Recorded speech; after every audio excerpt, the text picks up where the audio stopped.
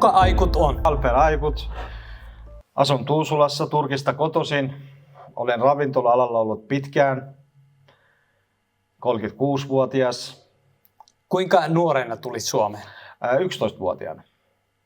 Kauan sinulle kesti oppia suomen kieltä? Puoli vuotta. Vaan puoli vuotta? Kyllä. Olet ahkera. Jaha.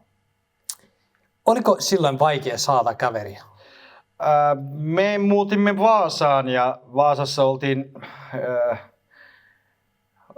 siellä oli aika pieni ulkomaalainen yhteisö, mutta hyvin nopeasti me saatiin sitten suomalaisia kavereita ja se varmaan auttoikin minua oppimaan kieltä paljon ripeämmin, koska minä olin verkostoitunut suomalaisten kanssa. Eli oli helppo saada kavereita.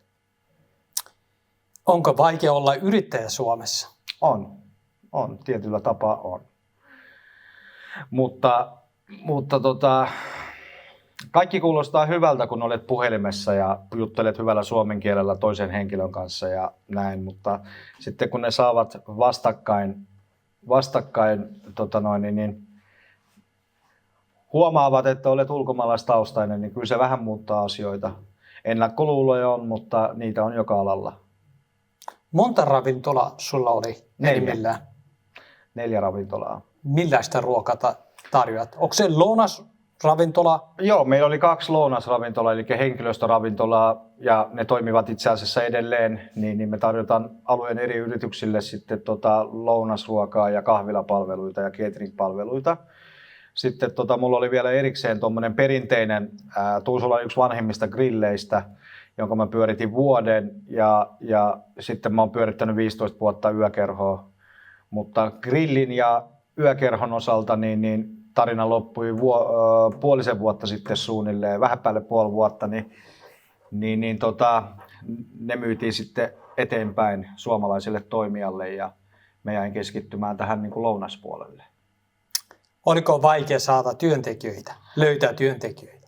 Oli itse asiassa, kun korona-aikana kaikki meidän alan työntekijät vaihtoivat alaan, niin ammattitaitoisista ihmisistä on ollut pulaa.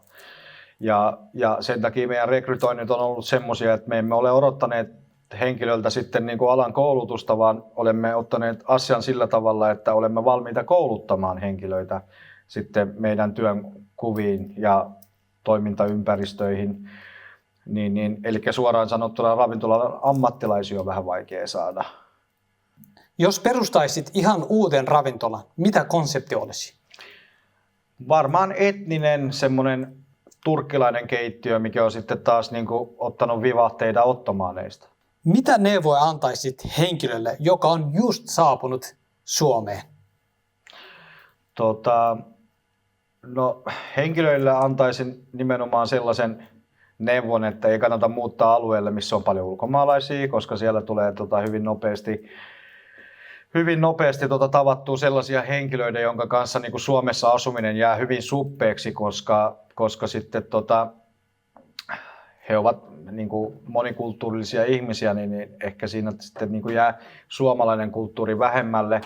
Eli mä ehdottaisin, että henkilöt, jotka muuttavat tänne uutena, niin hakisivat sellaisiin ympäristöihin, jossa olisi enimmäkseen niin kuin suomalaisia ja sitä kautta suomalaiseen yhteiskuntaan hakisin niin kuin ihan ystävystymällä suomalaisten kanssa.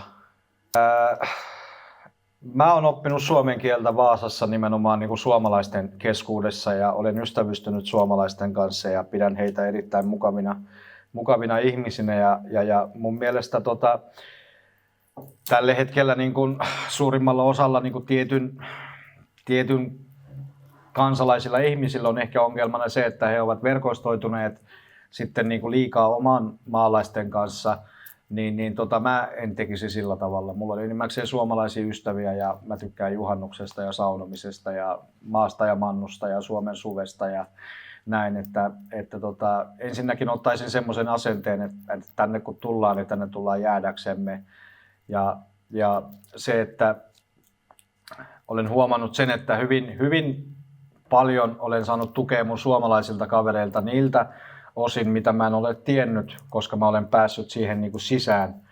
Mutta uskoisin, että jos en olisi ollut päässyt sisään, niin tämä tiedonanto ja opastaminen suomalaisten niin kuin, kautta meille ulkomaalaisille, niin se olisi ollut paljon vähemmän, jos mä olisin ollut niin kuin omissa piireissäni.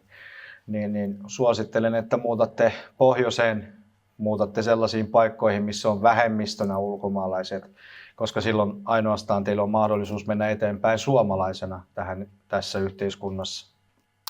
Lähtisitkö vetämään ruokaohjelma, jos sellainen tarjoutuisi?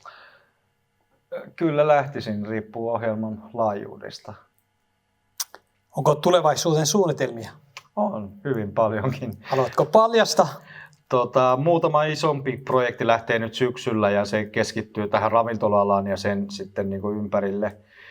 Ja sitten ensi vuoden puolella keväällä pitäisi olla sitten vähän isompi hanke, jos se vaan menee maaliin, niin silloin sitten katsotaan vielä niin kuin alamme liittyen, mutta eri profiilin paikkoja. Viimeinen kysymys. Mitä teet vapaalla ajalla? Vapaa-ajallani harrastan autoilua ja kalastamista. Tykkään molemmasta aika paljon. No tietenkin pyöräilen ja yritän urheilla mahdollisimman paljon, mutta ehkä se autoilu on niin kuin se mun ykkösharrastus tällä hetkellä. Kiitos haastattelusta. Ole hyvä.